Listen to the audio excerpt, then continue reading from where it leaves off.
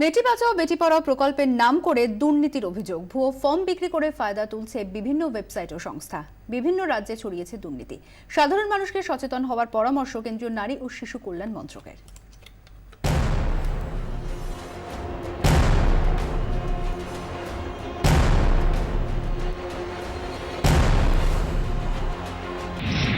দু 2011 আদমশুমারিতে 0 থেকে 6 বছর বয়সের মধ্যে শিশু লিঙ্গ অনুপাতে একটি বিরাট পরিবর্তন দেখা যাচ্ছে।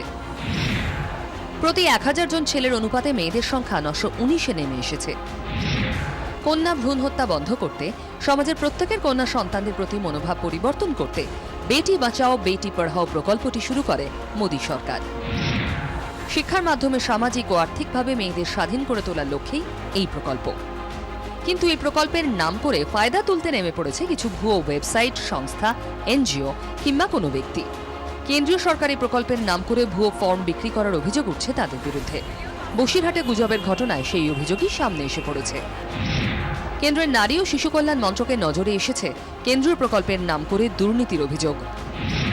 মূলত উত্তরপ্রদেশ, হরিয়ানা, উত্তরাখণ্ড, পাঞ্জাব, বিহার, দিল্লিতে এই অভিযোগ বেশি। বেটি বাঁচাও বেটি পড়াও যে প্রকল্প, সেই প্রকল্পটা আপনার ঘেটে দেখলাম, এতে কোনো ভিত্তি নেই। মেরঠ এবং মুজফ্ফরপুর এই দুটো জায়গায় ডিএম ম্যাডাম নিজেই এফআইআর করেছে এই ব্যাপারটা নিয়ে। এবার সেই অভিযোগ খোদ রাজ্যেই। এই প্রকল্পে ব্যক্তিগত কোনো তথ্য আদান প্রদান বা সরকারের থেকে কোনো ব্যক্তির কাছে সরাসরি টাকা পাঠানো হয় না।